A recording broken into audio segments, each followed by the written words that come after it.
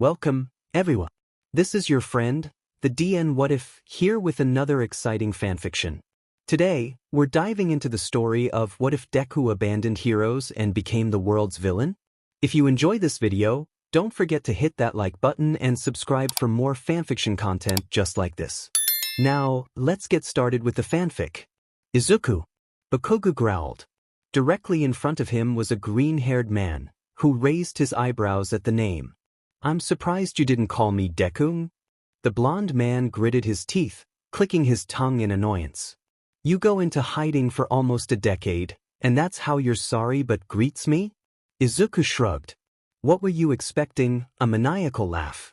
I didn't do when I had my debut, don't plan on doing it now. They both stared at each other for an achingly long moment. Katsuki was just as volatile as his younger self. Though, of course, he lacked the sparks and puffs of smoke that his hands would expel when he was angry.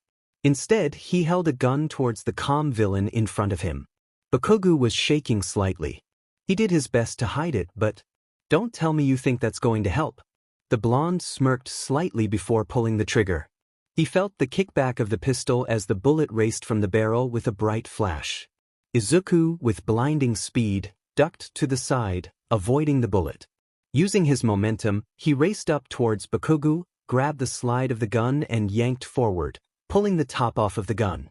He kept his movement going, twisting his waist and spinning around to deliver a solid kick to the blonde's face, knocking him over and sending the rest of the gun flying out of his hands. As he hit the ground, Izuku picked up the gun, pulling out the magazine and peering within. I told you it wouldn't help. And I'm surprised you of all people managed to get your hands on quirk-suppressing bullets.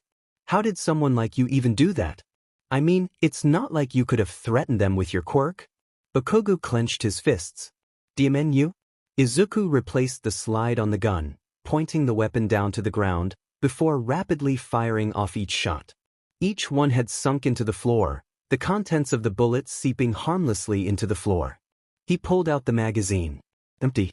He pulled back the slide, revealing the last bullet in the barrel. He pointed it at Katsuki, who just managed to push himself into a sitting position. You know, Izuku added, this probably would have been more cathartic had I not taken your quirk so long ago. He fired the gun, sending the bullet into the wall next to Bakugo's head. Hope those bullets didn't cost you too much. Bakugo started grinding his teeth. I'm going to kill you. I'm going to beat you until I see your effing brains splattered all over the floor. The green-haired man rolled his eyes. I've heard scarier things from scarier people. I wish your mother could see how pathetic you are now. She was so distraught after seeing how you murdered Ida. A shame really. I still leave flowers on her grave. If you think I'm going to falter because you mentioned her, then you're sorely mistaken. Izuku stated, his face darkening. I've made my choices. I refuse to blind myself to the world for some naive dream I had as a teenager. But you, he walked over, kneeling next to Bakugo. The villain immediately grabbed the back of the man's head, smashing his face into the ground. You're still just as obsessed with victory as you always were. For extra emphasis, he began wiping Bakugo's face along the ground. I beat you down, clip your wings, and yet you still come back as if you were a savior. Katsuki, a feminine voice shouted. Izuku's ears perk up. Sounds like an old friend is here. No matter, I've wasted enough time. He kicked the blonde's shoulder, the force causing him to roll over onto his back. Izuku gestured around the place they were in. Whatever you thought you could do here is all for naught. This warehouse was empty just yesterday. Izuku snapped his fingers, a dark purple warp gate opening behind him. He stepped through, not bothering to look back at the grounded man. Uravity burst through the door to the warehouse, seeing the beaten man on the ground. She rushed over, cradling his head. Bakugo, she whispered, her voice cracking. You idiot. He simply looked to the side, away from her worried gaze. I'm fine. I just had to take him on. 15 years ago. Izuku was following his best friend Bakugo around the park, gazing amazedly at the sparks that shot off of his fingertips. It was super cool. If possible, he would have watched it all day. The two boys were accompanied by other kids as well, who all seemed to flock to Katsuki's overwhelming confidence in his ability to use his quirk. They were all talking and laughing and having a great time. Izuku was enjoying himself, just staying at the back of the group. While walking next to a large ditch, Katsuki smirked. He turned around and rushed the green-haired kid, blowing a large plume of black smoke in his face. Izuku, like any normal boy, yelled in surprise as he fell back, tumbling down the steep hill into the ditch. The ground was wet from yesterday's rain, and the mud seeped into the fallen boy's clothes. As he got back up, he smiled and laughed just like all the other kids did. Bakugo, grinning, turned around and left. The rest followed suit. Izuku, sensing everyone was leaving him, began to climb to catch up. But the walls were too slick with wet mud, so he would only get up halfway before slipping and sliding back down to the bottom. Eventually his breath began to get caught in his throat and he began to worry about being unable to get up. After almost 40 minutes, he began to whimper each time he slid down, worried he was stuck. After an hour, he stopped trying to climb and huddled at the bottom. After an hour and a half, he was sobbing wildly, scared to death that no one would come for him. His face was on his knees as he curled up. Izuku heard a thud as something landed next to him. Shaking, he turned his head towards the noise. That's when they met. There stood a boy in his late teens, staring down Izuku. The look he gave was nothing short of malicious, though Midoriya couldn't tell if that was actual malice or simply due to the wizened look this teen had. "Can you stand?" he grunted. Izuku slowly got up, nodding. As he got up, he gasped in surprise as the teen immediately grabbed him by the waist, before roughly putting the boy on his shoulders. "Hold on." Izuku nodded as the teen began to climb out of the small ravine. He slipped once or twice, but managed to dig his feet deep into the mud and get enough support to make it up. Izuku slowly climbed down. The first thing he noticed was how dirty this teen was, covered in mud. Immediately, Izuku bowed, stuttering, "I'm sorry for causing you trouble." The teen stared back. "Don't sweat it. Watch your step next time. Did you fall or get pushed? You were one of my FF friends surprised me and I fell. And he didn't help you?" He laughed. "Not much of a friend, is he? Kakin is cool. He's a good friend." The teen opened his mouth, but decided to pause. After a moment he resumed. Do all your friends do that?" Izuku nodded.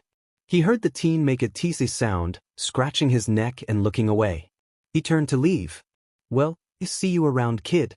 "Wait." Izuku called back. The teen stopped. "What's your name?" "Tamura." Izuku nodded. "Will I see you again?" "I did say I would see you around." Izuku smiled brightly. "Do you want to be friends, then?" Shigaraki grunted as the blade pierced his shoulder. Stain had pinned him to the ground, tongue lolling about. "Kurojiri. I don't like this guy. Make him go away." The man in question stayed behind the bar, trembling in place. "I'm sorry. Shigaraki. I can't move," he forced out. Stain simply grinned. "I hate seeing this society where heroes flaunt their status and powers, where those who wish they were part of a ruling class reign take the place of those who simply wish to protect their community." He leaned in further, close enough that Tamura could smell the stench of BLD coming out this man's mouth. It was so thick and strong it almost felt like a liquid pouring into his nose. "And you know what I hate more than useless, vain heroes? Useless, vain villains." Stain reached up to one of the many dagger holsters lining his outfit and slowly pulled out a blade. He brought it up, ready to plunge down on the twitching villain below him. The sound of a door opening directly behind him gave Stain pause. Making sure to keep his weight pinning Tamura down, he turned his head, surprised at who walked in. A teen, no, just barely that. He couldn't have been older than Stain realized that both he and this boy gave each other the same shocked face. What was this green-haired boy doing here? The door to the bar closed behind the boy. The look on his face registered fear, like a small cub that was about to run to its mother.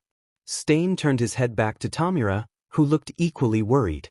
Thus, Stain was completely caught off guard when Izuku, instead of running, decided to rush the man. He grabbed a bar stool and swung it at the man's head. He didn't have time to react as the seat collided and shattered against his head, knocking him off Tamura. But Izuku wasn't done. He discarded the stool leg in his hand, grabbing another stool. He pounced on Stain, sending the stool crashing against his head yet again. He heard a sickening crack as the hero killer's head bounced against the hardwood floor. In his dazed state, he looked back up at the boy who attacked him. His face was no longer like that of a cub. It resembled a mother bear. Izuku screamed, a primal roar tearing out of his throat as he continued to pummel Stain with his fists. It didn't take long before the skin on his knuckles broke, smearing the killer's face with both his and the boy's blood. In a last-ditch effort, the man stuck out his tongue. The beating stopped. Izuku stayed frozen, his fist raised over his head. His face still conveyed nothing but rage. The green-haired boy choked out the words. Brother. Stain paused. A warp gate appeared behind the boy, a misty hand reaching through to grab him. He looked over to Kurogiri, seeing that he had pulled the boy behind the bar. The kid's eyes moved over to the killer, his face still contorted in anger. He chuckled. I see that I shouldn't have ignored him. At least someone here has some sort of conviction. He let go of his quirk's hold over the boy. He immediately tried to tear across the bar, but Kurogiri's grasp was like steel. You had quite the murderous intent there. Tell me, did you intend to kill me? The glare the boy gave him didn't falter. I did. Shigaraki had started to move. Stain quickly pulled out a knife. Stay down, hands. If I even think you're going to get up, this will be between the kid's eyes. That seemed to do the trick. Stain returned his attention to Izuku. You're an interesting one. So young. Since you seemed so eager to take my life, I have to ask, have you ever killed before? Izuku nodded. The man tilted his head. So you've got guts and conviction. What do you fight for? Do you want power, fame? To protect others? What could be so important to a child that would force him to take a life? The boy seemed to stop struggling against the man holding him back. I want a world that my brother could be happy in. And how do you intend to do that? Izuku remained silent. You're willing to upend the world to make one person happy? He laughed, lowering his knife. Strange kid. I'm curious to see what you'll do, if you manage to keep yourself alive. Stain liked his lips. All right, I've seen enough. I won't join your little club, but I do have my eye on you now. You, he pointed at Kurogiri. Take me back to where you found me. I've got a job to do. A warp gate opened behind him. Stain dove through it, the gate closing immediately behind him. As soon as he left, Kurogiri let go of Midoriya, who fell to his knees. The mass of black fog was looking down at the boy. Midoriya, that was incredibly foolish of you, he stated, angrily. Do you know how easy it would have been for him to kill you? You're lucky that you got him by surprise. If that man didn't think you weren't a threat, he would have killed you before you could even take a step. I know, Izuku replied, shaking, I couldn't. Kurogiri sighed. It's too late to worry about that now. But don't put yourself in situations like that, okay? Tamura wouldn't be able to handle it if you were seriously hurt. Izuku breathed deeply, nodding. Kurogiri was right. With the conversation over, the boy walked over to Shigaraki, who had been sitting on the floor. Izuku knelt over the shoulder wound, gauging its severity. It's going to need stitches, he noted. My hands aren't going to be steady enough for it. Tamura began scratching his neck, albeit the side opposite of the shoulder wound. Our party's going to need a better healer. You're a tad underleveled. Izuku chuckled, before grabbing the villain's hand, pulling it gingerly away from his neck. I'm sorry, I can't do more. I'm just glad you're okay. The young adult looked away, slightly embarrassed. Don't say sappy stuff like that. You're supposed to be a villain. Villains can care for family too. Izuku groaned, shifting in his bed. The sunlight pierced the blinds, sending a small ray directly into his eyes. He rolled around, though unable to get it off of his face. He didn't want to get up. He laid there for about 15 minutes before he heard the cheerful call of his mother. Izuku, it's time to get ready. He scrunched his eyes. He felt like the bed was hugging him tightly, completely unwilling to let the boy go. He sighed and felt himself sink deeper into the mattress. Maybe if he stayed quiet then he would be able to get another 5 minutes of warmth in. Unfortunately, Inko was having none of that. She opened the door, staring at her son with a small smile. She walked over and grabbed him by the shoulder, lightly shaking him awake. He groaned before pushing himself upright. He rubbed his eyes, shaking his head. Inko patted his head, his hair sprawled out in every direction. "Come on, Izuku. I know you want to sleep in, but your friends will be waiting." As she said that, Izuku realized what today was. He broke out into a grin. "Oh man, I forgot what today was." Inko shook her head, laughing. "Well, better get dressed, birthday boy." She stood and walked out, closing the door behind her. The moment he heard the door click as it shut, his smile dropped. He rubbed his arm, resisting the urge to curl up again under the blanket. With some effort, he began trudging himself to his closet. It was a Sunday, so at least he could avoid going to school. Now he just had to deal with his party. The trip was a blur. He just stared out on the road as he and his mother walked to the park. When she looked over to him, he made sure to smile brightly back at her. When they finally arrived, he was greeted with the happy giggles and chatter of kids his age. Everyone was gathered around a cluster of picnic tables. One had a number of different food items, and another was lined with some present boxes. Izuku made a mental note to thank the parents who bought the potluck food and gifts. Izuku smiled and moved towards the rest of the kids, who were gathered together around Bakugo. Izuku, like most other days, relegated himself to the outskirts of the group. He occasionally heard snippets of the conversation. He looked over to see his mom chatting with some of the other adults, though she would regularly look over to check on her son. She would smile and turn back. Izuku made sure to laugh when the rest of the crowd did, so that he wouldn't worry her. After the food was served and songs were sung, everyone was happily munching on cake. It was homemade by Inko, and just like every other meal, she makes it tasted heavenly. Eventually, it was time to open presents. Izuku smiled at the crowd as he opened his gifts. He briefly wondered how many identical presents he would get this time. This time he had gotten 5 of the same All Might figure. Figures, he thought. The parents probably just got whatever was the most popular thing at the store. Not like he could blame them. All the same, he put on that joyful smile and thanked them. After looking at all of his new All Might presents, he excused himself to the bathroom. It was further down the path, out of sight of the party. The bathroom itself was a squat, concrete building that housed a few toilets. Izuku walked to the back wall and sat down, leaning back as he brought his knees up. After some moments, he heard the crunch of twigs as someone came walking from the forest towards him. After some time he heard the sound of rough scratching too. "I normally don't see you out here on Sundays," Tamura stated. The green-haired boy looked up. Shigaraki looked the same as ever, staring at him with that look of boredom on his face. "They're throwing me a birthday party?" Midoriya replied. "You don't sound too excited." The boy shifted around, looking downwards. He paused a moment, before responding. "You were right." Tamura said nothing, opting to sit down next to Midoriya. Izuku continued. "My mom said that all you needed to make friends was kindness and a smile. But they don't like me at all. Not a single one talked to me. They're all so fake." The green-haired boy curled up further into himself. "I'm sorry, Tamura. I got mad at you tried to help me." The teen just reached around Izuku's neck and grabbed his shoulder, making sure to lift his index finger. Tamura pulled Izuku into a small hug. "I probably would have said the same thing." He grunted, reaching into his pocket and pulling out a beaten-up portable gaming system. "Happy birthday." Izuku looked up, his eyes brightening. Tamura. I was planning on getting a newer one anyway." Izuku took the system and gazed at it. It was pretty roughly beat up, though in his eyes it was better than any of the new presents he got at the party. The green-haired boy didn't say any kind of thank you. Instead, he pulled the older boy into a giant hug. Tamura welcomed the embrace. "Why are you so nice to me?" He sniffled. "I'm just some quirkless kid you found in a ditch." Tamura replied calmly.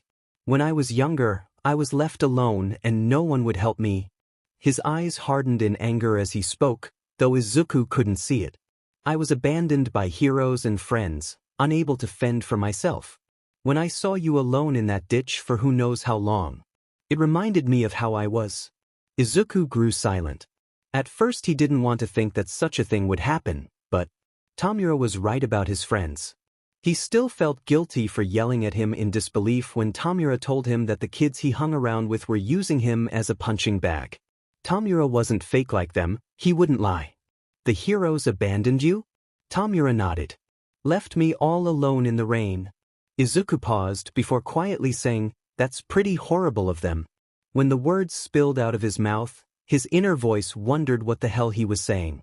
Heroes aren't horrible, are they? Tamura nodded. I think it's time for you to get back, birthday boy. Izuku sniffed, wiping the tears from his eyes as he got up. He said a short goodbye before running back. His thoughts were racing at a breakneck pace, wondering just what he was thinking. After a moment, the green-haired boy breathed in deeply and resolved himself.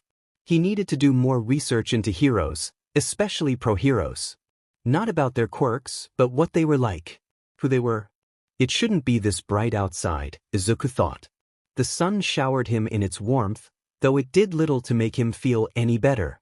The rays shone brightly, casting shadows around the graveyard the green-haired man.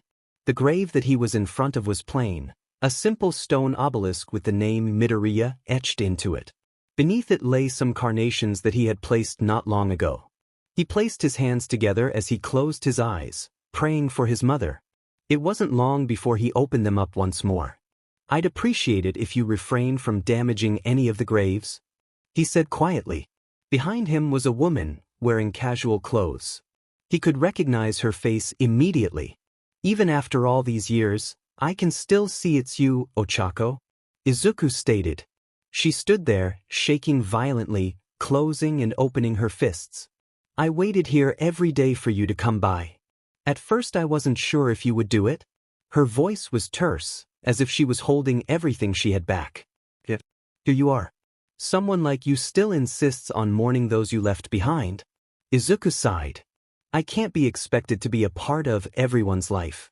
That doesn't mean I can't respect and love them. Love? Uraraka threw her hand back. Love? That's what you want to call it. She waited every day for you to come back. Every day. You didn't have to see her break down every time something reminded her of you. You weren't there when she recognized you on the news. You weren't there when she decided to. She cut herself off, covering her mouth as she held back a sob. You weren't there. You never were. And you call that love? I had no choice. Izuku replied, not turning around. Sacrifices had to be made at some point. I want my vision of the world to come to fruition. That alone is what drives me. Is that why you killed Ida? She growled. Izuku remained silent. She continued, I don't understand you. I want to know why you came out like this. Your mother talked all the time about how you were a sweet child. Now look at you. Ochako spat. So remorseless that you seem barely irked by the face your mother took her own life out of grief. Don't talk like you know me. Izuku yelled, his breath hitching. He turned around, his eyes full of anger as tears cascaded down his face. Of course I have regrets. I miss her more than you ever could. The woman was taken aback as the man in front of her pointed at her accusingly. You have no idea how heart-wrenching it was for me to leave her. Every time I saw her on the street, searching for me and passing out posters, it was like a knife cutting into my I wanted so badly to run into her arms and tell her that I was home. But if I did that, then I would be giving up on everything that I had worked towards. I chose to abandon her so I could protect my brother Dash. Stop calling him that, he's not your brother. He is. I don't care if he's not related to me by BLD. He was the only thing that kept me sane in a world where I wasn't welcome. Uraraka paused. I'll never be able to repay him for what he did for me. This fake society left us both to rot, and he saw that. He saved me. And in return, I will do everything I can to tear this ugly world up by the roots like the parasitic weed it is. He looked back to his mother's grave, closing his eyes in pain. I'm going to bring the world onto its knees, and I'll force everyone to take a long, strong look at one another. I'm going to make a society in which people like Tamura won't have to worry about being abandoned by their neighbor, who wait for some fake hero who wants nothing more than fame and fortune. You sound just like Stain once did. Izuku chuckled. I learned a thing or two from him. I didn't quite copy his philosophy, but we did resonate with one another. He was a heartless killer. He knew that in order to change society, you had to get your hands dirty. Very dirty. Is that why you murdered Ida? Because you needed to dirty your hands? He told me that I was either coming back with him or he was going to die trying. Izuku responded. I was perfectly willing to let him live. The man clenched his fists. But he did something incredibly stupid. I can't forgive him for what he did. Uraraka looked down, doing her best not to attack the villain on the spot. You spare Bakugo time and time again. Every time he finds you, you beat him to a pulp, but you refuse to kill him. She took a deep breath. Ida didn't even want to arrest you. He thought you were brainwashed. He was going to take you home. He thought if you saw your mother, you would snap back to reality. He knew he needed to bring you in, but he was willing to break the law for you. You know that's not something Ida does. Uraraka felt tears sting the bottom of her eyes. So, why then? Why do you continue to spare Katsuki while you slaughter anyone else who gets in your way? Izuku stared for a moment, before quietly replying. He refuses to change. He caused pain to so many people around him in his quest to become the #1 hero. I want to embed this fact into the deepest parts of his being. I want to knock him down to the lowest rung of society, and let him wallow around as he learns what it means to be like his little Deku. I want him to watch as I reform this society that he obsesses over. And if he still wants to die after I win, then I will allow him to. The woman grit her teeth. The malice in his tone. Even if he was brainwashed, Uraraka had long since convinced herself that he was beyond saving. Izuku looked up to the sky, peering into the blue sky and white sun. A cloud passed overhead, tossing the two adults into a light shade. This was an interesting conversation, Uraraka, but I have to go now. I'd advise against coming back if you wish to keep your quirk. He turned around as a purple-black portal opened between him and his mother's grave. He left without saying anything further. Uraraka fell to her knees. What happened to you, Izuku? Bakugo hadn't come to school for a few days now. No one really knew why. Whispers has floated between the elementary school students as they all theorized what had happened to him. Some thought he was simply ill with some summer bug, while others insisted he must have gotten himself hurt. Izuku had blocked those conversations out of his mind.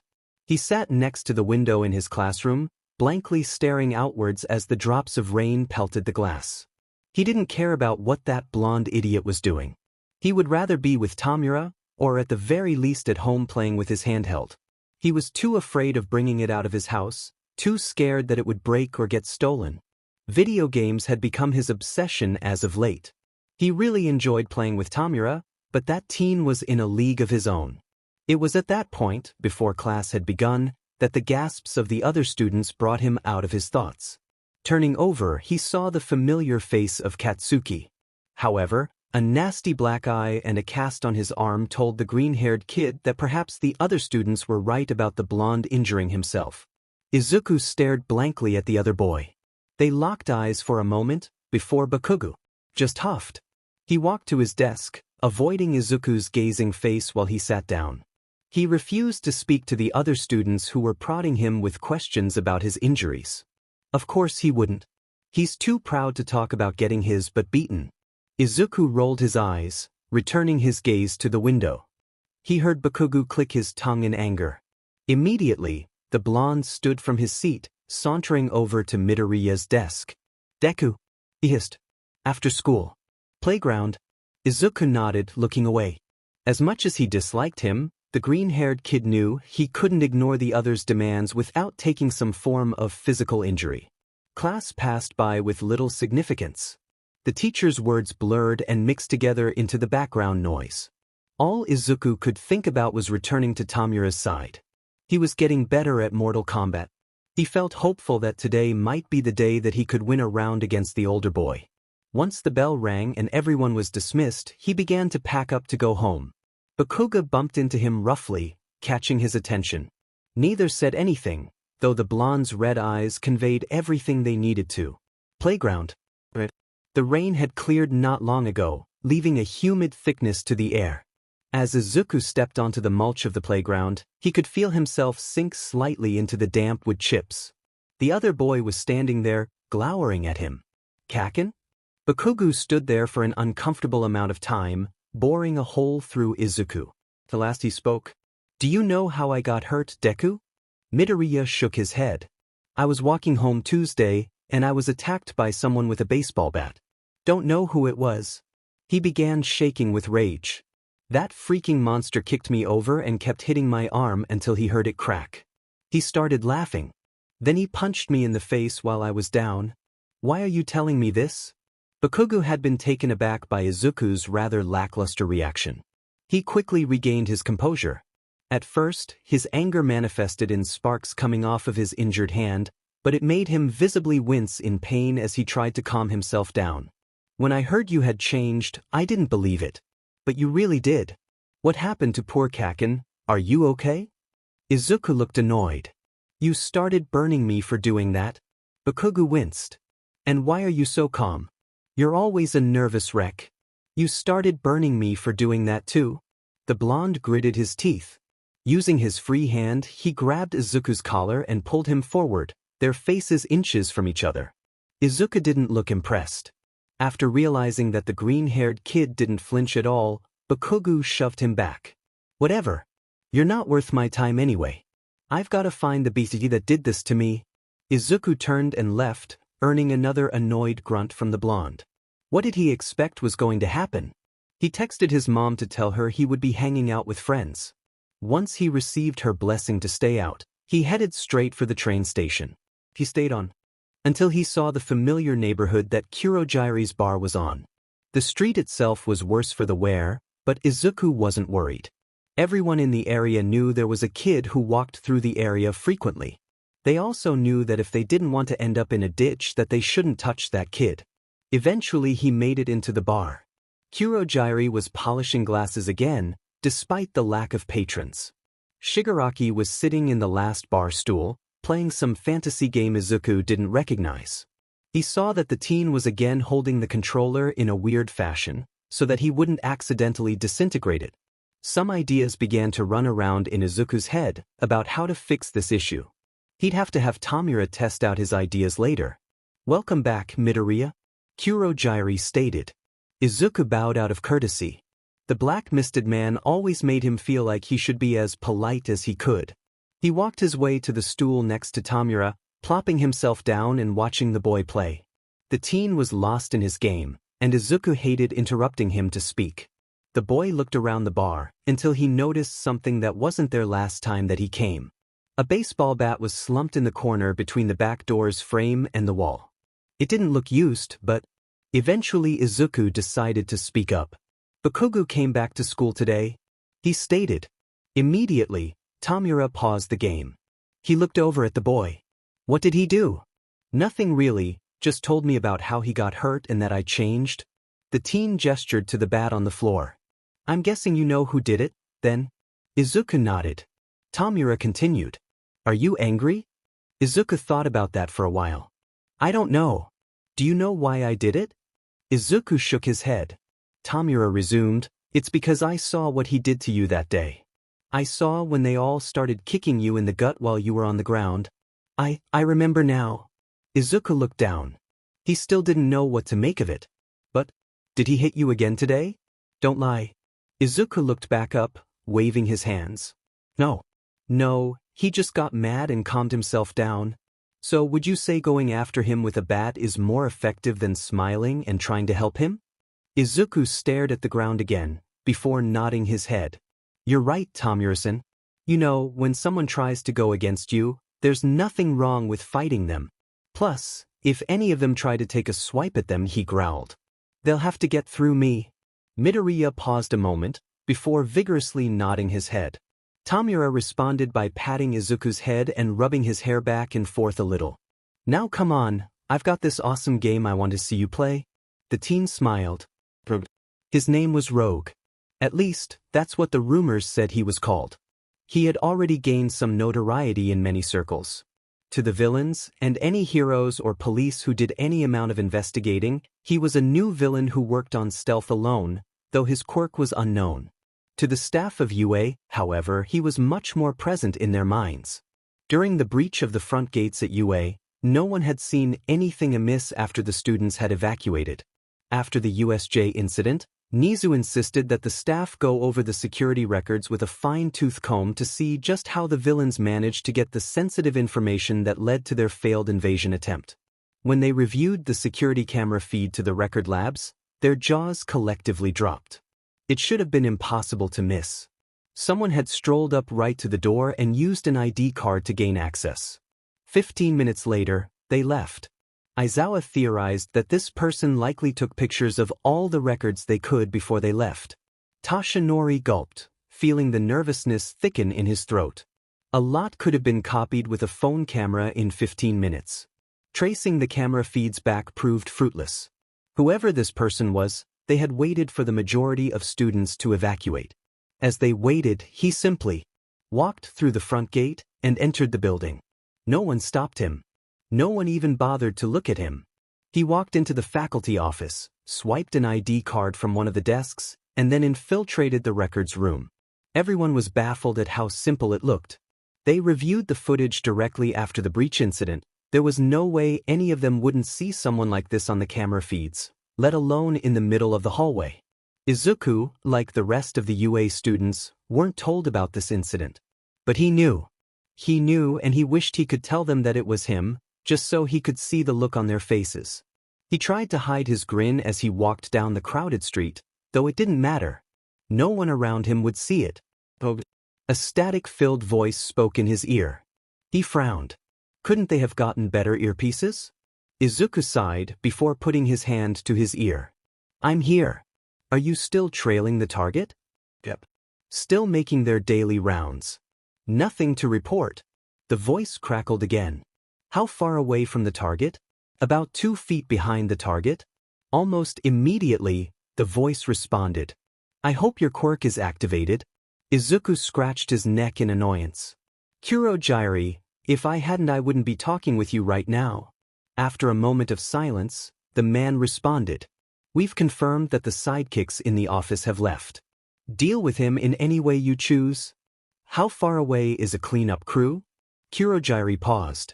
It appears that they are 15 minutes away. I would suggest that you refrain from killing him if you want to keep this quiet. Izuku scratched his neck harder. Fine. He followed the man for some time, waiting for the crowd to thin out. After some time, it seemed most people had begun to clear the streets. Izuku looked around. It was time. Izuku was wearing a hoodie at the time. He reached up into the hood and pulled down.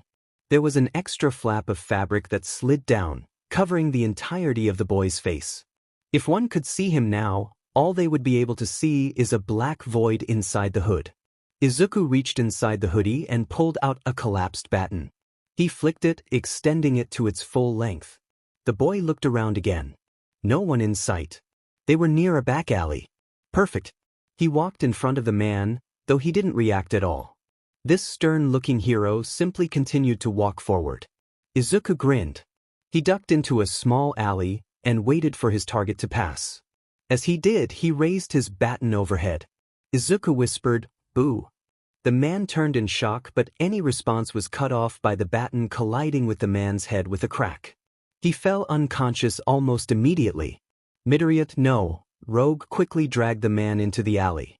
He pulled him behind a dumpster, before pulling a bottle and syringe from one of his pockets. The boy quickly extracted the liquid from the bottle with the syringe. He grabbed the man's arm, quickly using a large RBB band to bring the bulging veins up to the surface of the man's skin. Finding a suitable spot, he jammed the needle in and injected its contents into the person's bloodstream. He removed the band and the needle before reaching to his earpiece. It's done. Night Eye has been sedated. No cleanup crew required. That's good to hear. Kurogyari responded. I'm opening up a portal to his office nearby. Take anything you think you might need from him and then leave. Izuku rummaged through the unconscious body of All Might's former sidekick. He opened his wallet to see what he could find.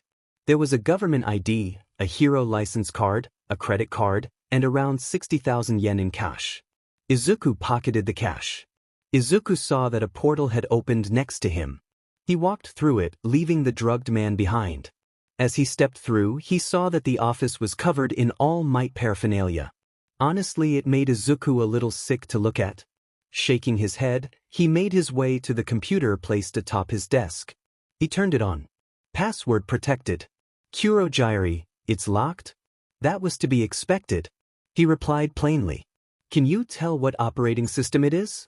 Izuku looked at the bottom of the screen, the logo clearly emblazoned at the bottom of the login screen. Windows 7 Enterprise. Kurogiri paused. Then we hit the jackpot. Do you remember how to use the USB drive Sensei gave you? Izuku nodded. Yeah, I know. Turn off the computer, plug in the drive. Izuku did just that. He paused a moment before turning it back on. The splash screen sprung to life, though Izuku was more interested in the text at the bottom of the screen. Press F8 to select boot device. Izuku jammed the F8 button as many times as he could. Eventually, a text prompt came up. What device would you like to boot from?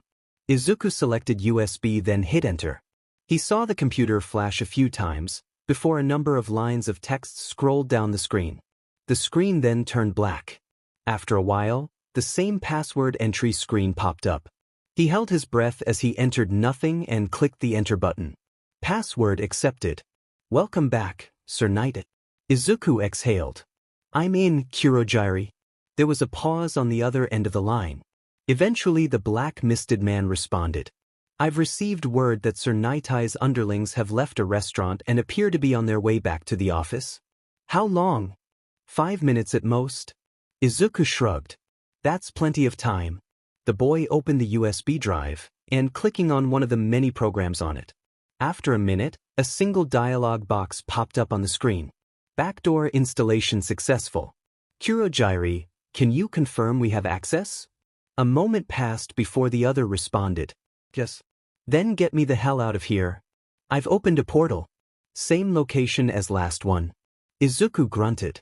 He shut down the computer and took the drive out.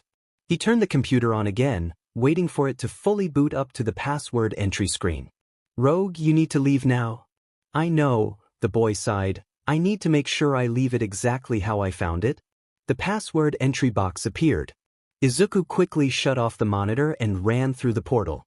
30 seconds later, Mirio Togata walked into the office. He sat down with his meal and began to eat, unaware that anything had happened. Meanwhile, Izuku had reappeared in the bar that Tamura and Kurogiri were anxiously waiting in. Almost immediately, Izuku bounded over to the older boy's side and snuggled in next to him. Kurogiri looked the same as ever. I'm surprised at how well that went. You were cutting it close there, but it should pay off in the end. Thanks, Kurogiri. I'm surprised Sensei got his hands on stuff like this. Izuku pulled out the USB drive. Tamura chimed in. Sensei has a lot more than just all for one up his sleeve. Speaking of which, I take it you've gotten comfortable with your second quirk? Izuku nodded and looked down. He seemed downtrodden at the mention of his quirk. Shigaraki wasn't about to let that go. Izuku, is there something you'd like to say? He twiddled with his thumbs a little bit, refusing to look up at the older boy. I'm sorry, Tamura. I was scared when I learned that I could get a quirk. I thought that you'd dash. I told you before, right? You're my little brother. I won't go back and change my dialogue responses. Izuku leaned into Tamura's shoulder, muttering a small thanks. Besides, if anything, you should be apologizing for what you did at the USJ a week ago. The green-haired kid bolted up, eyes wide. Why, you said to act all heroic and innocent. Tamura scratched his neck. You scared me half to death. You're lucky I pulled my fingers back in time. Kurogiri nodded. While we appreciate you keeping your act up, I doubt any of us would be happy with Shigaraki injuring you. Do keep that in mind. Izuku looked sheepish. Sorry, I'll try to avoid that situation next time. Kurogiri continued, polishing a shot glass. In any case, great job. Sensei is probably poring over the files from Sir Nightai's computer as we speak. We'll tell you what we found, and why All Might is contacting him so frequently. In the meantime, you need to get some rest. A portal opened behind Midoriya. The boy sighed in disappointment. I wish I could be here more often. I miss this place. When can I see you guys again? Well, no one suspects you of anything right now. However, it's probably for the best that we exercise caution. Kurogiri thought out loud. As long as nothing big is going on, there should be no problem with coming here on the weekends, provided you use my portals instead of walking here. Izuku's CST blossomed. It was a long time since he was able to visit them purely for fun. Not that he could blame them. In any case, he was glad that he could spend more time with Tamura. Izuku gripped his backpack straps tighter. He wanted to forget that today had even happened.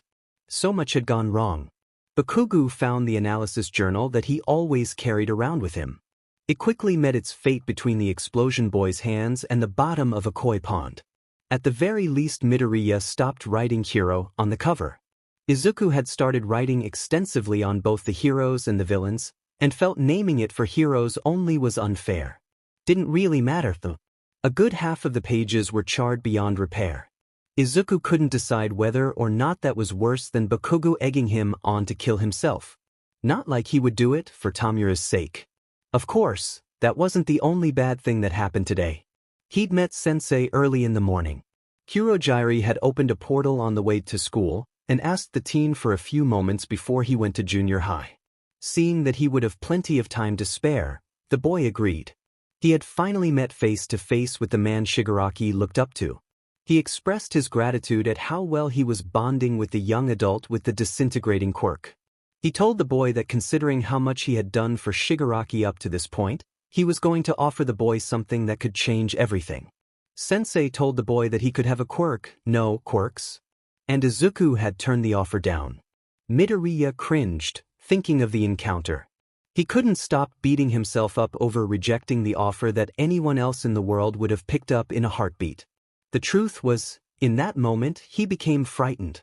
He thought back to how Tamura told him that he helped the boy and became friends with him because he was a helpless, quirkless Deku.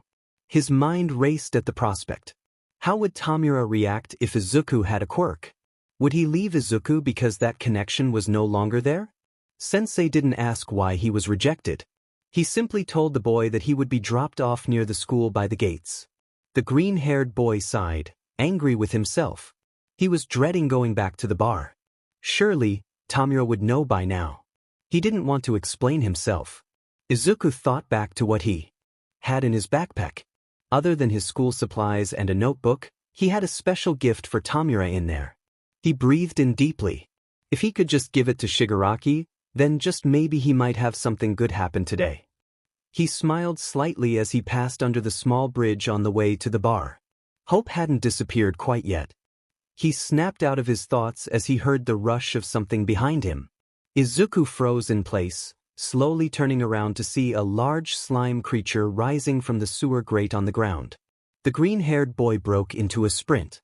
The slime monster was quicker, grabbing him by the ankles, sending him crashing to the ground as he felt himself get dragged back towards the monster. He felt the sludge creep over his face as he held his breath. The villain laughed as it began forcing the boy's mouth open, sending its form down Izuku's mouth and nostrils. It chuckled. "I'm so lucky to have found a skin sack running around here. Stay still, kid, this'll be painless for us both if you stop resisting." Izuku felt tears gather in his eyes as his throat and nose burned in pain. He felt the world going dark as he struggled to keep his breath in. The slime villain pressed on. "Truth be told, I thought I was going to get caught by that smiling Bizardi, but you did me a solid.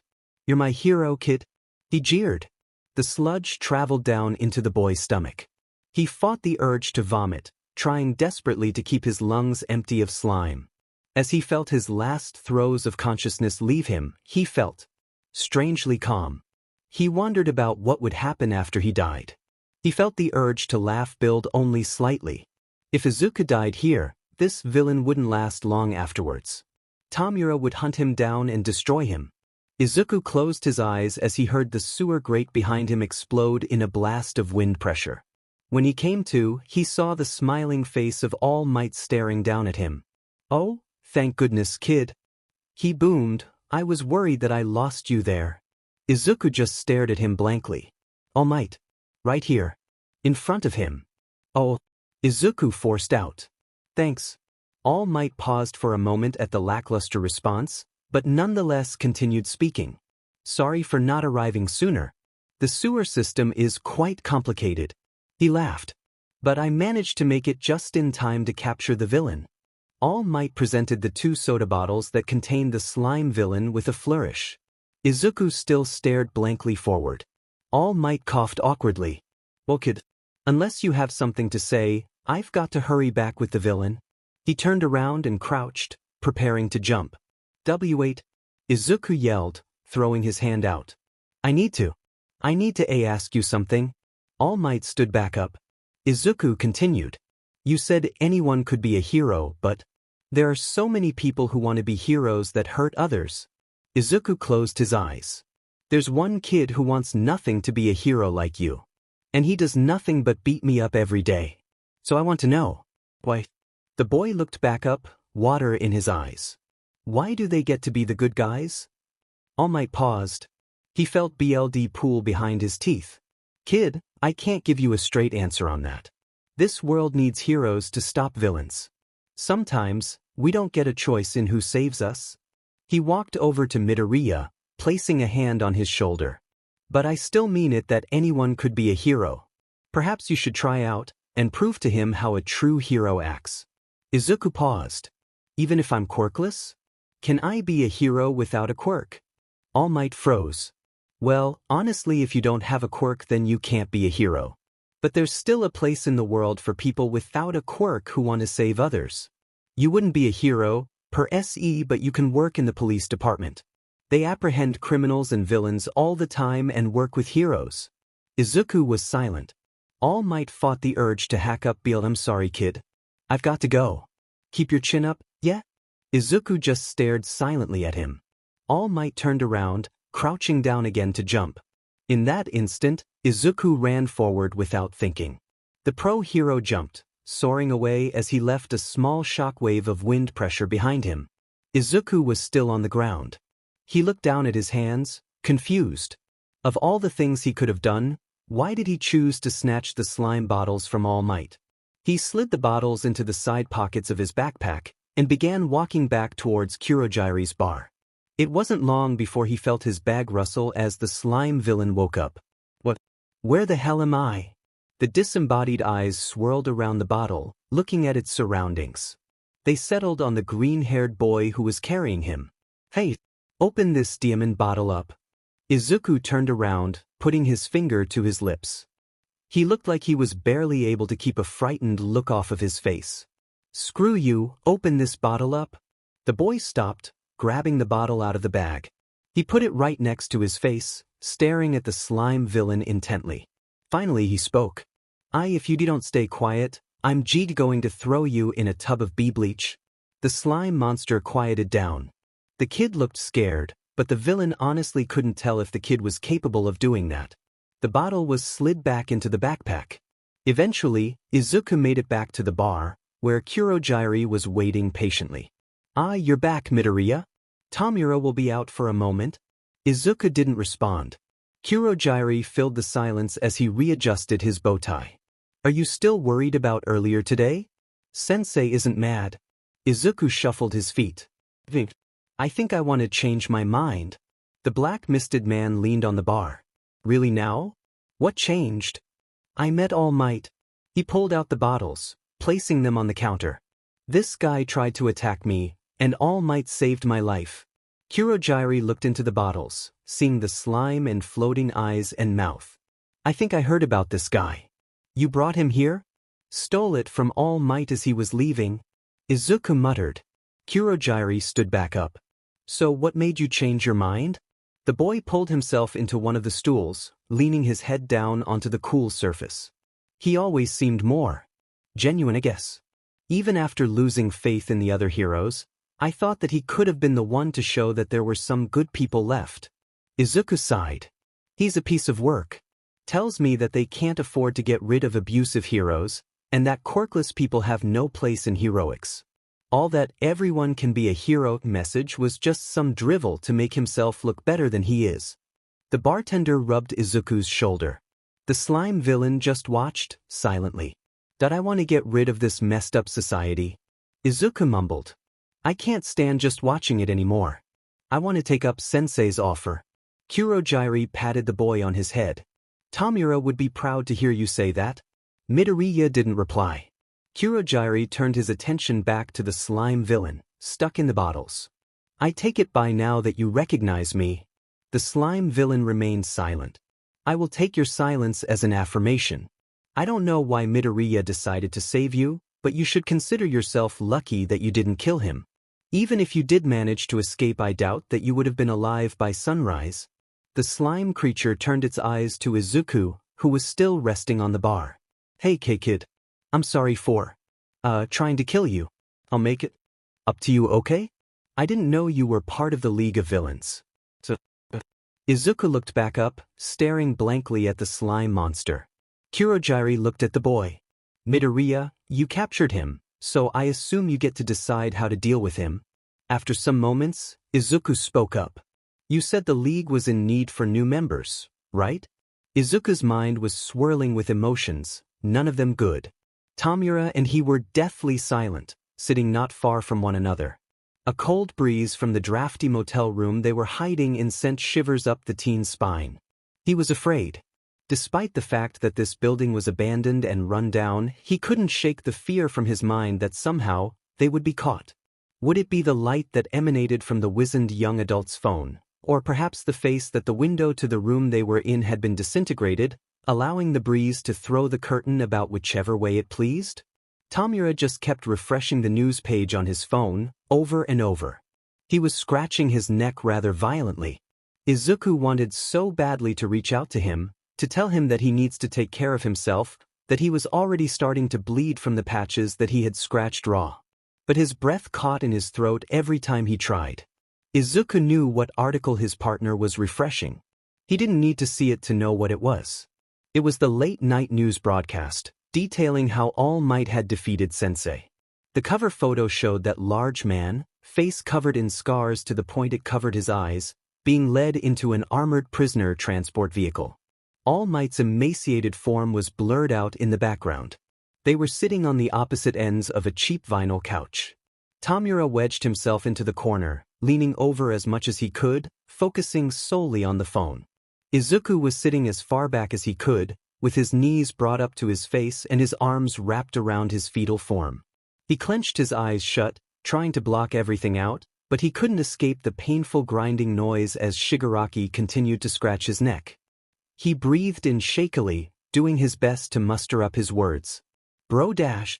Don't. The older one cut him off immediately. Don't you dare.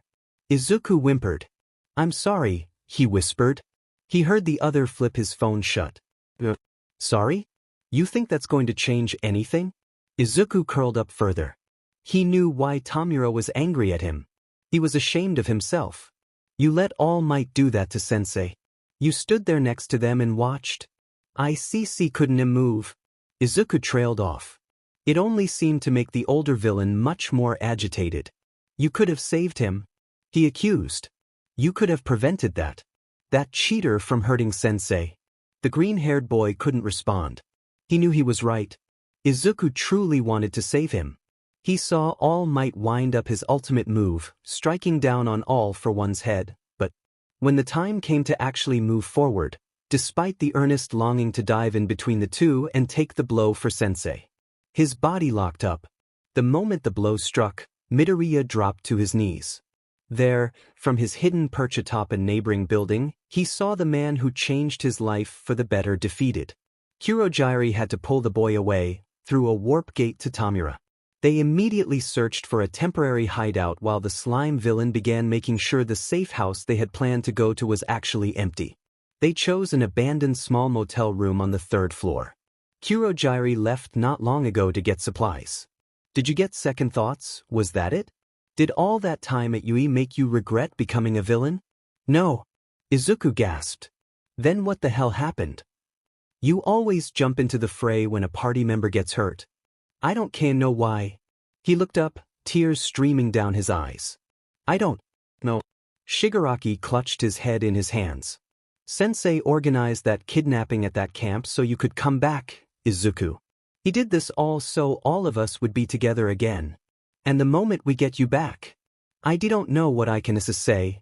Izuku stammered out. He shouldn't have done that. Sensei should have known that the school WW would come after me.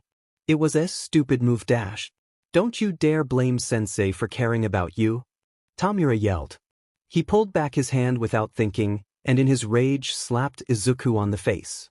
The force sent the shaking boy onto the ground, face turned away from the older villain. It was in that moment that Shigaraki realized how badly he had messed up.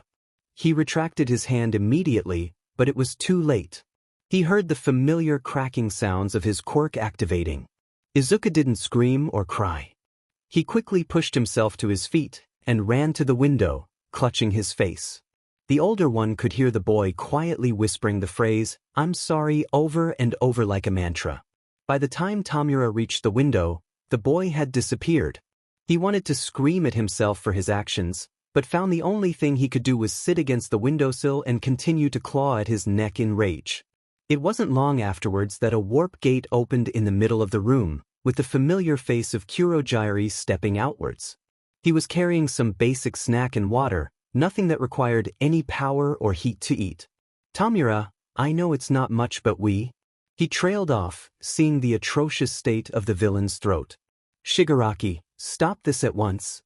His hands froze, staring at the black-misted man.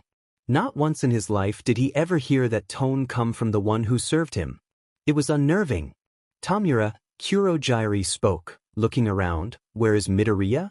The decay villain clenched his fists, doing his best to avoid returning his hands to his throat.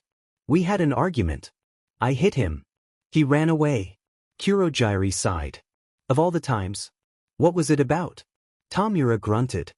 He let Sensei get hurt. I assure you, that boy didn't let anything happen. Your anger is clouding your judgment, Tamura. The villain froze. What? Explain. No. Did you really think that Sensei would admit defeat like he did? Why didn't he just teleport away, like his last match with All Might? There was no response. Kurogyari continued. It was his intention to get caught. He was worried Midoriya would interfere at the last moment and paralyzed him to make sure that he would make it out with you. Tamura's eyes widened. Why would he do that? Because everyone thinks that All for One is out of the picture. Right before the battle, he bestowed upon an unknowing Midoriya All for One and all but a handful of the quirks he used to fight All Might. Midoriya still isn't aware of it. In case the boy was captured, he didn't want him using it and making Sensei's sacrifice moot. The wizened adult gritted his teeth. He did this all for us. All Might's guard is down because of his sacrifice. The heroes are going to get sloppy now that they think our trump card is gone. I have to find Izuku. I need to. He's hurt pretty badly. Kurogyari looked out the window, seeing no sign of the boy. Tamura, stay here. It's safer if I go for the boy myself. He opened a warp gate behind him, continuing. Please remember, you are all that boy has. He might have gotten less dependent on you than when he was younger, but everything that boy does has always been in your interest. He left, leaving a shaken Tamura clutching his face. I know, he muttered. It took almost 3 hours to find the boy. He had stayed to the rooftops, and was actually not that far away from Tamura's temporary hideout. He had his face covered with his rogue hoodie, curled up in the small outcropping of an air duct opening. If it weren't for his choked sobs and whines, Kurogyari probably wouldn't have found him. The mist villain gently reached out and grabbed the boy by the shoulder, causing him to jump and whimper in pain. He gingerly pulled the boy from his hiding space. Izuku didn't resist. He felt himself get placed on the rooftop and rolled onto his back. He had covered his face with the hood, making it impossible for Kurogyari to see him. The fabric settled against his face, causing him to stifle cries from the pain. Midoriya, Kurogyari began. Would you uncover your face for me? Izuku paused before reaching up and grabbing the fabric. He slowly pulled it away. Kurogyari did his best not to react to what he saw. There were ugly lines running across the right side of the boy's face, skin cracked off and muscle tissue showing underneath. The boy was doing his best not to sob, despite the constant stream of tears running down his face. When we get to the safe house, I'll disinfect these wounds for you, Kurogyari stated. After that I'll find a healer so you can recover quickly. That only seemed to make Izuku cry harder. Midoriya, Don't blame yourself for what happened. The bartender sat next to the boy, something that Izuku strangely couldn't ever remember happening before. Sensei is gone because of me. The boy yelped. The gashes on his face made it hurt to speak. Everything is exactly how Sensei planned. Including you. Then why does it feel like we lost? Because we lost the battle. Kurojairi responded. Sensei intentionally lost so that we would have an advantage next time we fought. What advantage could have come from this? You Midoriya? With those words, Izuku couldn't contain himself anymore. He felt like a 5-year-old, whimpering and sobbing loudly in front of the bartender. He turned onto his side, curling himself into a ball as he felt his sorrows escape his mouth. I never wanted this. Midoriya blubbered. I was so alone, and he was the only one who actually saw me. I'm just some useless Deku that he pitted. Why am I the important one? All I want is Tamura to be happy in a world that he wants. Why is someone as pathetic like me the key to all this? Kurojairi had nothing to respond to that. Izuku didn't want a response. He continued. Instead, I watched the one Tamura look up to get captured. He hates me now. Kurojairi immediately turned to look the boy in the eye. Tamura most definitely does not hate you. He looked away, huffing. Of course he does. I'm just as useless as when I was a child. I don't deserve him. Izuku! Kurojairi snapped at him, causing the boy to flinch. Seeing the distress the boy was in, Kurojairi spoke again, with a softer tone. Midoriya, do not downplay yourself like that. If it weren't for you, we wouldn't have been able to get to the USJ. If you didn't get us into Sir Nitai's computer, we would have never figured out who the potential one for all candidates were. Do you think we would have gotten this far if we didn't take them out? What would happen if one for all was passed down? Izuku didn't respond, still looking away from the bartender. Because of your efforts we are so close to eliminating one for all forever. That is to your credit and your credit alone. It could have been anyone. But it was you. Izuku stayed silent, feeling tears welling at the corners of his eyes once more. Kurojairi spoke again. I know you think Tamura hates you, but he was just angry at losing his mentor. He truly wants to be with you, you have to believe me.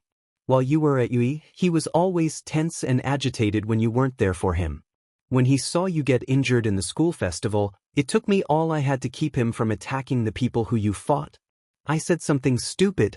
Izuku responded. I said Sensei shouldn't have come for me. I told him it was a stupid move. The bartender sighed. Honestly, I would be inclined to agree with you. Sensei wanted you two back together, and you out of UE. I told him that he should have prioritized his own power over a reunion, but he had other plans for you. And he was willing to sacrifice himself to do it. I'll explain everything in full, but for now let's get you back to Tamura. Kurojairi grabbed Izuku's hands, pulling him to the ground. The bartender draped the boy over his back, before grabbing the boy's legs and pulling them into his sides. The teen took the hint and locked arms around the mist man's neck.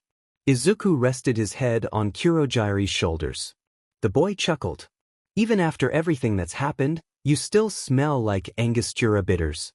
You're too young to know what those are. Izuku yawned, feeling sleepy. I had a few friends who lived at the bar they ran. They were my best friends. Kurojairi looked over his shoulder, glancing at the boy. I don't know about that. They sound like people of ill repute. The boy laughed at the warp gate open before them. No, really they were. They were always there for me. They treated me like family, though I didn't deserve it. Kurojairi paused. Midoriya, I want you to listen to me. Sensei, Tamura, and I never cared for you because we thought you deserved it. We wanted to. We liked you for you. Not because of a quirk you had or didn't have, and certainly not because we were obligated to. When you first came into my bar, I saw you as someone who stayed with Tamura because they genuinely cared for him. You saw Tamura and in turn I saw you. And that was more than enough for me. Izuku didn't respond with words. He tightened his grip on the bartender slightly, which was more than enough to convey what he thought. Kurojairi moved forward, stepping through the portal. Once the darkness around them subsided, Izuku recognized the motel room they were in. Tamura was there, his face contorted into a horrified expression once he saw the damage he dealt to the boy.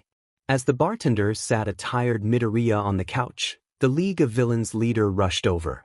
Izuku noticed that Tamura was wearing something. It took him a while to recognize it. It was the gift that Izuku gave him so many years ago. They were gloves that covered only the palm and ring finger. He made them so that Shigaraki could hold onto his game controllers with all 5 of his fingers without turning it to dust. Although, this time they weren't used to hold game controllers. Tamura was using them so he could grab Izuku's hands without harming him again. It was the first time in the almost 7 years that Izuku knew Tamura that he had seen the older villain on his knees. It was the first time that Izuku had seen Tamura cry. It was the first time that Izuku had seen Tamura beg for forgiveness.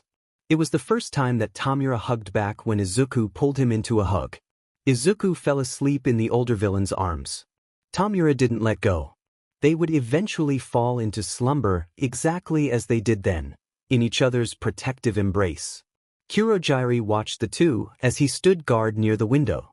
He glanced out at the sky, watching as the stars twinkled overhead. He chuckled to himself, whispering, "To think these two would get so attached to each other. Was this part of your plan too, Sensei?" It had been some months since Sensei finally gave Izuku his first 2 quirks. It was that day that he was also given his first mission. As an official member of the League of Villains, Tamura seemed to take it rather well. He didn't seem to react to any of this news at all.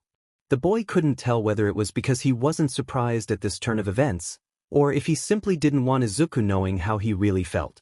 He wasn't even sure how to ask the teen about it. Receiving the quirks themselves was a very simple matter. Sensei just reached his hand out and touched young Midoriya's face. Sensei's hands were rough. The boy had his eyes closed, but just from the fingertips he could tell the villain's hands were deformed and covered in scars and calluses. Izuku didn't feel any particular sensation in that moment, but it wasn't long after this meeting that he was struck with a nasty spell of fatigue. He had almost slept for an entire day. Since then, he had received training from all 3 Villain Alliance members. Tamura would supplement the boy's already amazing analysis skills, using his favorite SRPGs, of course. Kurogiri was actually rather adept in martial arts, as well as stealth tactics. Sensei himself would train the boy to use quirks in and out of combat. The full course of training was rather grueling, though Izuku never complained. He just didn't want to disappoint those who supported him. The villains remained friendly with him throughout. Tamura would always end his lessons with a few rounds of whatever co-op or competitive game Izuku wanted. Kurogiri made sure the boy was well fed. While Sensei rarely made a physical appearance to the boy, the constant stream of gentle praise the old man bestowed upon the boy was more than enough. If anyone outside of the league had known this was happening, they would have likely pointed out that they were blatantly grooming Izuku to be a villain. The green-haired boy knew, though he couldn't care. They were all he had. As Izuku walked to school that day, Sensei's words echoed around his head. "Izuku," the man spoke calmly, "I have bestowed upon you 2 quirks. One is there for you to publicly use as your quirk. The other will be a secret kept between you and those of us at the upper echelons of the League of Villains. Do not use it flagrantly. Your first quirk is the one you shall only use outside of the public eye. It is called Obfuscate. It allows you to creep your way into the minds of those around you and erase your presence from their minds.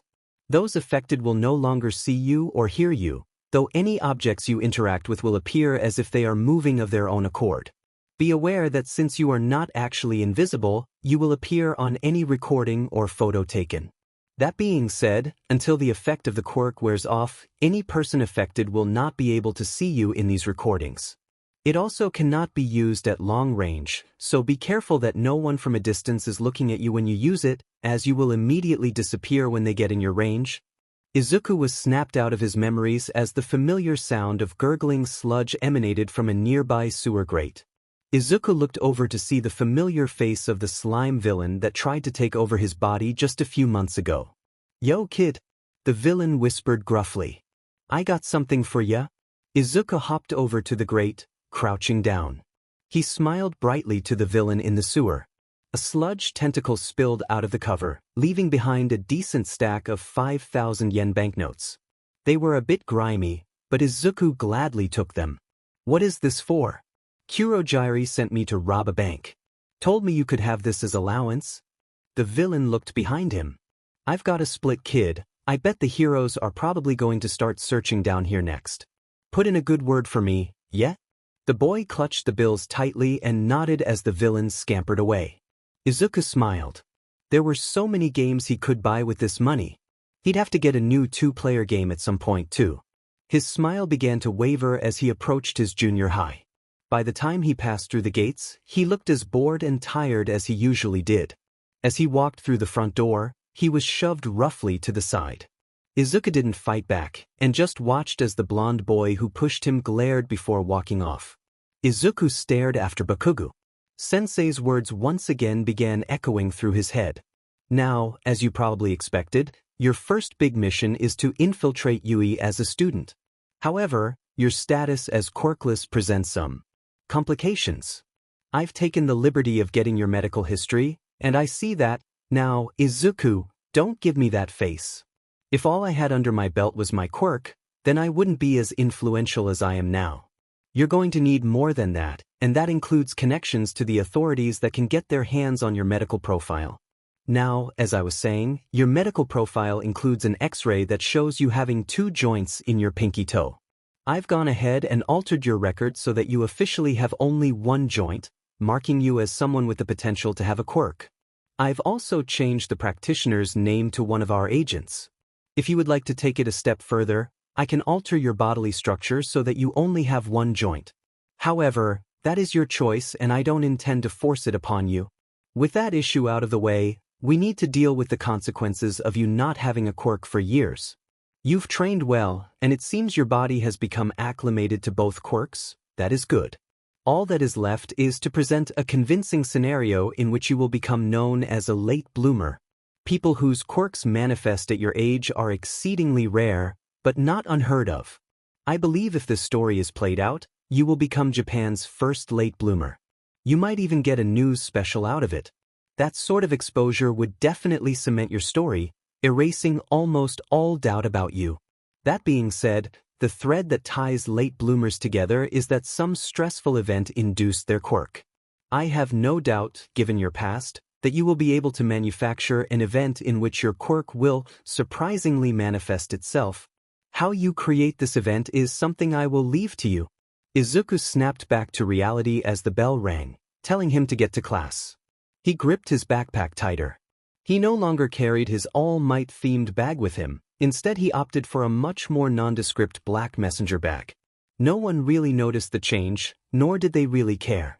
The only one who reacted was Katsuki, who simply gave a strange look to the boy the first day that he changed bags. It had been about 1.5 years since Bakugo walked into class with this injuries from Tamura. While the animosity between the 2 boys had not changed at all, Katsuki had rarely spoken to him, not even for a round of insults. Izuku was sure that the villain didn't implicate the green-haired boy in the attack, so Izuku wasn't sure why exactly Bakugo would go out of his way to give him the cold shoulder. Perhaps it was because Izuku refused to show any concern over the boy. Izuku huffed as he walked into class. There really wasn't any point in mulling over this sort of stuff now. He sat down in his seat, pulling his supplies out of his bag. The teacher hadn't walked in yet, so Izuku spent some time reading over one of his notebooks. It contained summaries and bullet point notes of Tamura's lessons. Most of the diagrams looked like something you'd see from an American football sideshow. The columns were lined with various gameplay tips that the villain would offhandedly remark on while teaching Midoriya. Out of the corner of his eye, he could see Bakugo glaring a hole through his head. He ignored it until the feeling stopped as the homeroom teacher entered. The teacher himself was carrying a large stack of papers. The room quieted down as he made it to the podium at the front of the room. Now, kids, I have with me a stack of career aptitude tests, but... He trailed off, before throwing all of the papers up dramatically. You're all going to go into heroics anyway. The class cheered as the teacher laughed. Izuku stayed silent. Bakugo kicked back, placing his feet on his desk. He clicked his tongue before smirking. You all are going to go into heroics, but only one of us is going to get into Yui's heroics division, and that's going to be me. The teacher paused before replying. Well, it appears you aren't the only one aiming for that lofty goal. Midoriya has applied for the Heroics division as well. The whole class grew silent as they turned around to see the kid who was furiously looking down at their desk. Did he really need to blurt that information out? The students busted out into laughter and jeering. Bakugo stood up, sauntering over to the boy's desk. "What the hell are you thinking, Deku?" Izuku didn't look up. "You think I'm going to lose interest in you because you're being a moody little sheet?" Bakugo growled, pulling Izuku's desk out from in front of him. He grabbed the boy by the collar, pulling him to his feet. "I've got nothing to say to you," Izuku said, looking away. The students watched, murmuring to each other. Izuku could pick up whispers of "Holy see, he's actually standing up to him," and Bakugo's super said. The blonde was having none of it. He shoved the boy to the back wall of the class. No one went to save Midoriya or stop Bakugo. "Like hell you don't have anything to say to me. I'm the one who's destined to be the first UE student from this shitty school. You think you're little quirkless but can look down on me like that? Let me go, Kakin." It's pathetic. The class grew completely silent. Bakugo's eyes narrowed as he pulled his fist back. Izuku did his best not to smile at the other boy's violent reaction. This was exactly what he wanted. He watched in slow motion as the smoking fist began its descent toward his face. And as Bakugo's attack was just centimeters from his face, a shockwave erupted in the room, sending everyone scrambling backwards. A chair had been picked up by the gust of wind, whizzing through the air as it smacked straight into the blonde's side, knocking the air out of him and sending him through the classroom door. As the dust settled, Izuku did his best to muster his surprised face. Judging by the shocked glances he got from all the other people in the room, he assumed it was good enough. He looked down at his hands, then back up. "Was that me?" he whispered, just barely loud enough for the other students to hear. The other students began backing away, whispering to themselves. "Dude, Midoriya's got a quirk. Holy shit, it just took Bakugo out like he was a paper doll. Isn't he quirkless? Obviously not. But is he a late bloomer?" Izuku looked away before rushing out of the room. "I should go to the nurse's office," he muttered. He walked by Katsuki, who just sat on the ground with wide eyes at the boy. As he went to get the nurse, Sensei's words once again echoed within. "Your second quirk is implosion. With it you can compress air near you to the point that releasing it would cause a large blast. This is loud and can be deadly, so make sure you maintain control over how much force you exert while you are at UE. The air that you compress does not necessarily have to be in your immediate vicinity, and the actual air bomb itself can be held for quite some time. Be aware that you cannot move the bomb around. It must remain stationary." Izuku felt pride blooming in his eye. He actually didn't mean to hurt Kakin as seriously as he did, but that chair was a lucky strike. He'd have to tell the league about it later. Izuku can just imagine Tamura laughing after hearing how it went down. Izuku brought the nurse over to Bakugo, who was still wincing as he tried to get himself off the ground. The principal was there waiting for him. After being brought into the office and getting a verbal reprimand, Izuku was let out of school early that day. Luckily, Bakugo's aggressive behavior before the incident meant that the green-haired boy managed to avoid any real suspension or punishment. On the way home, Izuku pulled out his phone and called Kurojire's bar. It didn't take long for the bartender to pick up. Izuku was the first to speak. "Hey, Kurojire. Midoriya. I take it everything is okay?" The boy excitedly nodded, even though no one was there to see it. "Actually, everything is awesome. I managed to show off my quirk just like Sensei wanted." Kurojire was silent for a while. When he spoke back up, his voice carried a deadly serious tone. "Midoriya, you understand what this means, right?" Izuku stopped moving, confused. What? You understand that what you just did will have serious consequences?" Panic gripped Izuku's tea. "Did he mess up?" "Kurojire. I don't. Because of what you did." Kurojire resumed. "Because of your actions, there's going to be a bowl of the best katsudon you've ever tasted waiting for you here." It took a moment before Izuku realized that the bartender was playing a joke on him. Immediately, the boy felt relief. He snickered, trying not to laugh too loudly. "You really got me there. Sorry about that, you know I can't resist." Kurojire chuckled. I'm sure your mother will want to keep you there at home, so if you can't get here tonight, don't worry about it. Just make sure to tell us all about how it went down when you get back here." Izuku nodded, smiling brightly. "I'll definitely will. I'm just about home, so I have to let you go. Bye. See you soon, Midoriya." Izuku felt the tile of the bathroom floor embrace his cheek coldly. He wanted to leave, to forget everything that happened, but he knew he would never get those images out of his head. He knew he looked pathetic. He felt pathetic. He tried to urge his body to do something. Anything, but he couldn't even will his hands to move.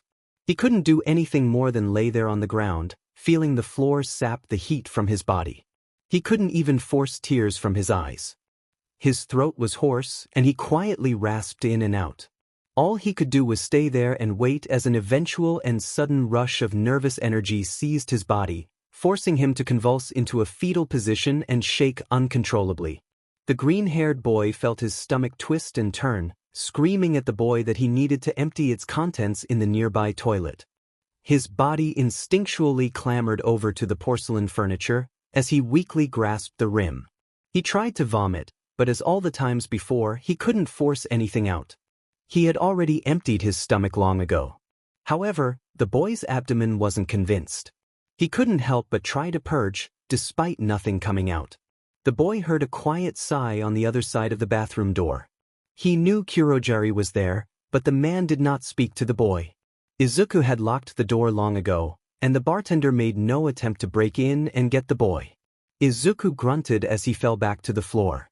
He couldn't get the memories out of his head.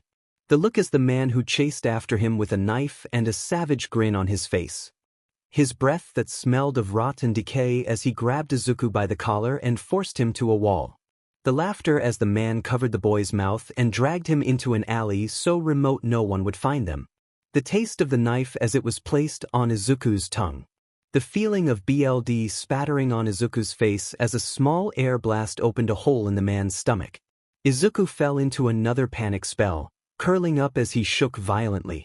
His hands weren't sure as to whether they should clutch at his stomach or head, and so they just wavered between the two.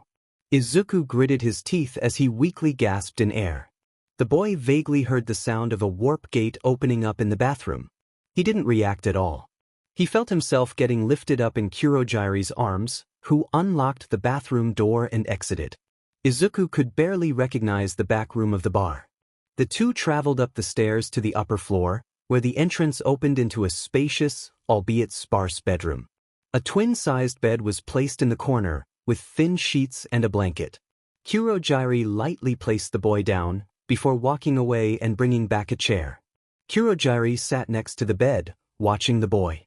Whenever he would seize up, the bartender would just rub the boy's back until he calmed down and his breathing relaxed from strained hiccups into steady but shaky breaths. Once Izuku had been calmed, Kurojari reached into the boy's pocket and pulled out his phone. He tapped around for a moment, before the phone buzzed, indicating that a text message had arrived. The bartender sighed in relief, before tapping on the phone for just a little longer before putting it in silent mode and placing it on a small nightstand nearby. Izuku wanted to force himself to go home. His mom would worry about him.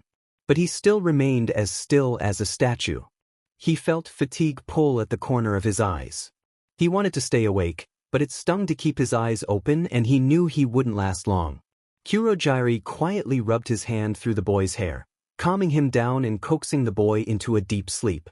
It wasn't long until the bartender heard the front door to the bar open and close. Tamura walked up the stairs, looking at the scene in front of him. Before the teen could open his mouth, Kurojari put his finger to the place where his mouth should have been. The other villain nodded. Kurojari tentatively stood up, motioning for Tamura to walk down the stairs with him. As they walked into the main bar, the bartender spoke in a hushed whisper. "I take it everything has been disposed of?" Tamura nodded. Body, clothes, and weapon. All disintegrated. He didn't carry any notable loot on him. Midoriya is staying the night. I talked to his mother and she is fine with it. I need to leave to get groceries. But you just bought stuff yesterday? Tamura replied, confused. You even got some of Izuku's favorite snacks? I know. But what happened today? I'm going to get something blander. The teen raised an eyebrow. Kurogyari continued. When you're in a state like that, you don't eat things you like. Flavors change. He'll just end up hating what he used to think his favorites were. I know it sounds counterintuitive, but when you can't enjoy things you liked before, it makes things much worse. The bartender opened the front door. Before he left, he turned around, saying, "Please watch over Midoriya while I'm gone. Being alone is the worst thing for him right now." Tamura walked back up the stairs, sitting down in the chair that Kurogyari was on just a moment ago. He stared down at the boy, unsure of what to think. He'd seen Izuku take naps in the bar occasionally, but the expression on his face was nothing like it was now. Back then it was serene, with the boy's lips curled into an ever-so-slight smile. This time he looked almost dead. All of the muscles in the boy's face looked as if they sagged slightly with gravity. Tamura realized how much he hated how this face looked on Izuku. Almost immediately after this thought, the teen jumped as the boy gasped awake, curling himself into a ball once more. Tamura reached out his hand, but pulled it back. He wasn't wearing his gloves. He just hurt the boy further. He remembered placing them down next to the console at the bar. As Tamura stood up to get it, he felt something almost immediately pull himself back down onto the chair. Looking at the disturbance, he realized it was two fists desperately clutching onto his shirt. He traced the arms back to the sobbing body of the boy in the bed. He was looking down, refusing to look at the older villain. The fists clenched even tighter onto Tamura's shirt. Izuku pulled strong, using the leverage to crawl out from under the covers and onto the teen's lap. The green-haired boy buried his face into the other's stomach, pulling tightly as if to try to force as much of his body onto the older villain's lap as possible. Izuku kept gasping for air, with Tamura unsure of how to deal with this. After a while, he settled with petting the younger boy's head, making sure not to touch him with all 5 fingers. It seemed to do the trick, with Izuku's breathing slowing down and regaining composure. After a while, all Tamura could hear were the shallow breaths of a sleeping Midoriya.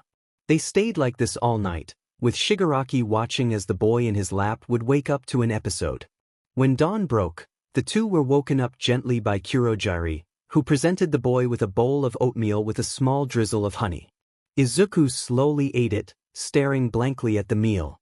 Neither villain spoke for a while. The bartender was the first one to talk. "I called your school. I told them you weren't feeling well and that you were staying home. Your mom won't receive a call about this, so you have the whole day to spend here." Izuku slowly nodded. Kurogyari continued, slowly. "How are you feeling, Midoriya?" The boy tensed up slightly, feeling a whine build in his throat. Kurogyari reached over and rubbed circles into the boy's back. "It's okay. We're here for you." The boy opened his mouth, weakly replying. He trailed off. "I feel weird." Kurogyari nodded. "That's normal. Can you explain how you feel?" Izuku slowly nodded. "All cold. My stomach. It's like it's doing flips." He cut himself off, clutching his shorts in an iron grip. "My city feels empty." He clenched his eyes shut, trying his best to fight the nervous energy screaming at him to curl up and shut himself off from the world. Tears began to well up at the corners of his eyes as he began to hiccup once more. Kurogyari continued rubbing the boy's back, quietly telling him that everything was okay. Hiju just dropped. His eyes. Haihe's eyes looked like a fish. The boy covered his mouth, as tears streamed down his face. "I killed him." Izuku broke into sobs again, as Kurogyari and Tamura watched. "It's okay." Kurogyari spoke softly, "Let it all out, Midoriya." After he had calmed down, Izuku barely spoke again. He at least managed to pull himself out of the bed and around the bar. Tamura sat in one of the booths for the majority of the day, with Izuku sitting right next to him, usually leaning directly onto the teen's side. Tamura seemed a little uncomfortable by the constant contact that the boy desired, but instead of moving away he swallowed his discomfort and gave the boy all the attention he wanted. When dusk began to settle in, everyone knew what it meant. Izuku couldn't just ask to stay another night, his mom would get too worried. As he stood next to the door, Kurogyari leaned down to speak to him at eye level. "Midoriya, if you can't force yourself to act as you normally would, then just tell your mother you aren't feeling well and head into your room." If you want, I can call you in sick again and you can spend all of tomorrow here again. Make sure you eat enough food, I don't want you to starve yourself, okay? Izuku weakly nodded. Kurogiri opened the door and the boy wordlessly left. After some time, the TV next to the bar flickered to life. The familiar voice of Sensei reverberated through the room. I see Izuku has learned what it means to end someone's life. Sensei calmly noted. Kurogiri nodded. It is unfortunate that it was so unexpected. Midoriya will likely need a lot of time to recover from this. Did you ever find out who it was? Yes. A search through the police's database reveals 2 other kids in the last year who were found dead in Musatafa City in similar circumstances as Izuku's. They were dragged into an alley and stabbed repeatedly. Both were found a few days after their deaths, discarded in dumpsters. No official name was given to the killer. Then Midoriya was very unlucky yesterday. I would say the killer was the unlucky one. Are you concerned about Izuku's recovery? Kurogiri shook his head. As long as he is cared for, he'll likely recover. Of course, it will be unlikely that he'll remain exactly as he once was. But that's an unreasonable expectation for anyone, let alone a 14-year-old child. Sensei paused for a moment, before responding, you weren't so different when you killed for the first time. Kurogiri walked behind the bar, mindlessly polishing some of the highball glasses. I know. The two didn't speak for some time, silence weighing heavily in the air. Finally, the bartender spoke up again. I'm going to take some of the treasury funds to reupholster the furniture down here. The booths are a pain to sleep in,